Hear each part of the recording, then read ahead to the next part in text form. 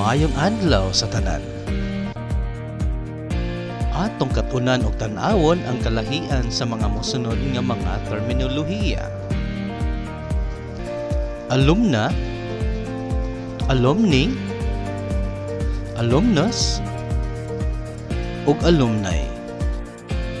Alumna, usa ka babaye nga nakahuman o may graduate sa usa ka elementary, high school o college nga eskwelahan. Alumna, usa ka babaye, singular o usara. Examples: si Ana alumna sa Sampaguita Elementary School tungod kay didto siya nakahuman og elementarya. Si Ira alumna sa Cebu Normal University tungod kay didto siya nakahuman og college niadtong tuig 2020. Alumni, mga babaye nga nakahuman o may graduate sa usa ka elementary, high school o college nga eskwelahan. Alumni, mga babaye, plural sa alumna, duha o mas daghan pa. Example, si Anna, Karen ug Angela, mga alumni sa Sampaguita National High School tungod kay didto sila nakahuman og senior high school. Alumnus, usa ka lalaki nga nakahuman og eskwela sa usa ka elementary, high school o college nga eskwelahan. Usa ka lalaki, singular o usara. Example, si John may graduate nga magna cum laude sa Cebu Technological University.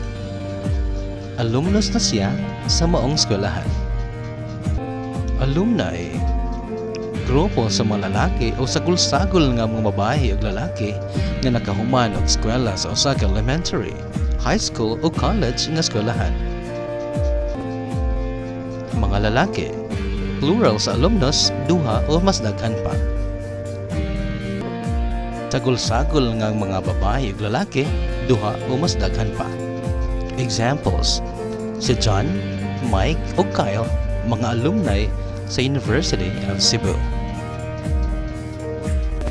Si John, Mike, Anna ug Angela, mga alumni sa University of the Visayas.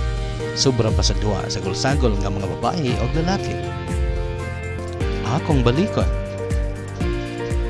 Alumna, usa ka babae, singular o usara. Alumni, mga babae, plural sa alumna, duha o mas daghan pa. Alumnus, usa ka lalaki, singular o usara. Alumni, mga lalaki, plural sa alumnus, duha o mas daghan pa. Sagol-sagol nga mga babae ug lalaki, duha o mas daghan pa. Salamat.